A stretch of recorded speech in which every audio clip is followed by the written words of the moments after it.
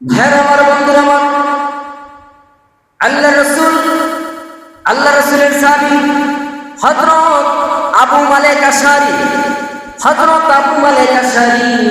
রাদিয়াল্লাহু তাআলা আনহু হাদিস বর্ণনা করেছেন।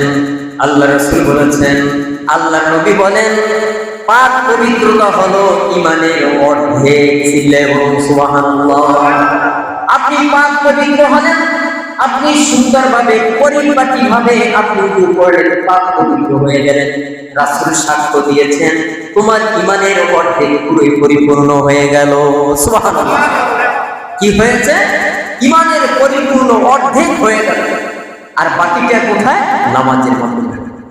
ভাইয়ের আমার, বন্ধুরা আমার, এই আলোচনাগুলি আমি মনে করি জীবনের সাথে এমন ম্যাচিং করা দরকার, যেমন ভাবে আমরা পোশাক আমাদের শরীরের সাথে অ্যাডজাস্ট না করলে আমাদের চলে না, ঠিক তেমনি ভাবে এই আলোচনাগুলি, আল্লাহ রাসূলের কথাগুলি আমাদের শরীরের সাথে, আমাদের জীবনের সাথে এমন ম্যাচিং করা দরকার, যাতে করে একটা জিনিস, একটা অপশন যেন আমাদের নিকট থেকে ছুটে না যায়।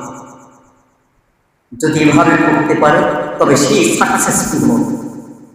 ভাইরা আমার, বন্ধুরা আমার, আল্লাহর নবীর সাহাবী হযরত জাবির রাদিয়াল্লাহু তাআলা আনহু হাদিস বর্ণনা করেছেন। নবী করিম সাল্লাল্লাহু আলাইহি ওয়াসাল্লাম বলেছেন, ও আমার উম্মতেরা, তোমরা শুনো, নামাজ হলো তোমাদের বেহেশতের চাবি। দুনিয়াতে সুন্দরভাবে তোমরা নামাজ আদায় করে আসো এবং এই চাবি নিয়ে আসো, পরকালে ওই জান্নাতের তালা তোমার জন্য খোলা সহজ হবে।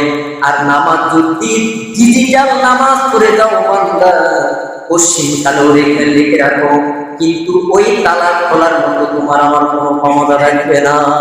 রাসূল বলেছেন, চাবি দুনিয়া থেকে সুন্দরভাবে পরিপাটি করে নিয়ে যাও।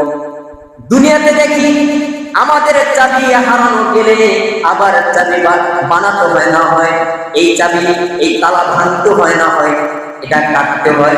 জান্নাতের তালা কাটার ক্ষমতা কার আছে? আছে কি? ক্ষমতা নেই। এই জন্য সচেতন, খুব কেয়ারফুল, সচেতন হয়ে আমাদের নামাজ আদায় করতে হবে। নামাজ, রাসূল বলেছেন, বেহেশতের চাবি। বিষয়টা কেমন? নামাজ হলো বেহেশতের চাবি। ও আমার উম্মতেরা, তোমরা চাবি নিয়ে যাও, যার যার চাবি নিয়ে যাও। আর আল্লাহ রাসূল বলেছেন, আর পাক পবিত্রতা হলো এই নামাজের চাবি। পাক পবিত্র হলে নামাজ হবে। পাক পবিত্রতা তো হলেন না, নামাজও হবে। অপশন কয়টা? দুইটা। নামাজ হচ্ছে কিসের চাবি? বেহেশতের চাবি। আর পাক পবিত্রতা হচ্ছে নামাজের চাবি। এখন আমাদের এই নামাজের আগে যে আমরা উজু করি, এই উজু করার সময় আমরা যেন খুব সুন্দরভাবে উজু করার চেষ্টা করি। আমরা যেন ধ্যান ধ্যানের সাথে আমরা উজু করব, কোনো কথাবার্তা বলবো না।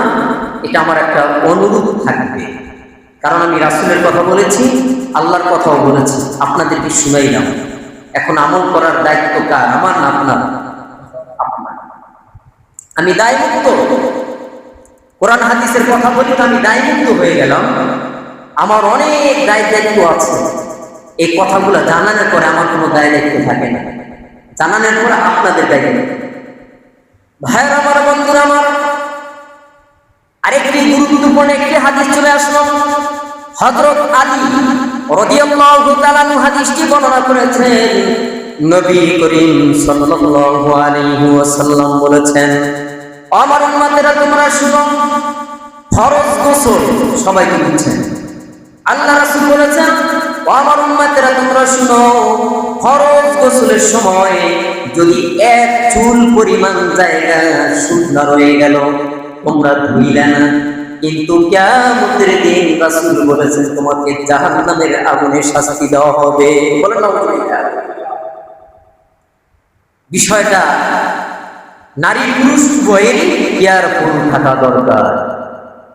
রাসূল বলেছেন, এক চুল পরিমাণ যদি শুকনা থেকে যায়, তবে কিয়ামতের দিন ওই বান্দা ওই বান্দিকে জাহান্নামের আগুনে শাস্তি প্রদান করা হবে।